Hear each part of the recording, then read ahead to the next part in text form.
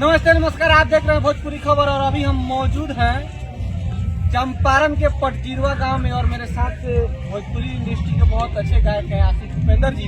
और ये जो लोग फ्रेम में आप लोग को दिख रहे हैं ये इनके जो है फैंस फॉलोअर है। और मैं बहुत गांव में इंटरव्यू करने गया, अपने बिहार के बहुत सारे गांव में इंटरव्यू करने गया हूँ, लेकिन इतना प्यार आशीर्वाद मुझे किसी गांव में नहीं मिला था।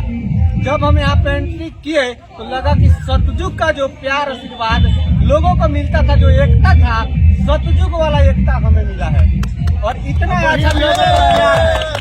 और सबसे बड़ा चीज मैं ये कह दूंगा, गांव में इतना ज्यादा एकता होना बहुत जरूरी है। और ऐसा लग रहा है कि सतयुग में हम खड़े हैं। बहुत सारे गांव में हम गए थे, कोई किसी को पूछता नहीं है। ये बात सही है।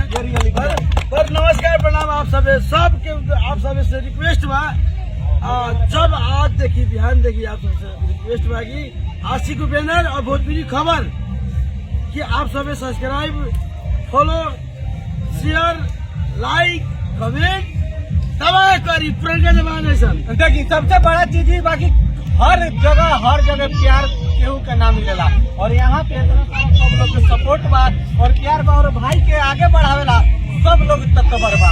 तो आप लोग से रिक्वेस्ट बा, निहोरा बा कि भोजपुरी खबर के जो लोग भी पसंद करता आशिक उपेंद्र जी के गाना के लाइक शेयर कमेंट करो।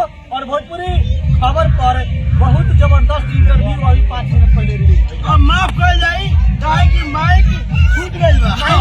माइक छूट गई बा।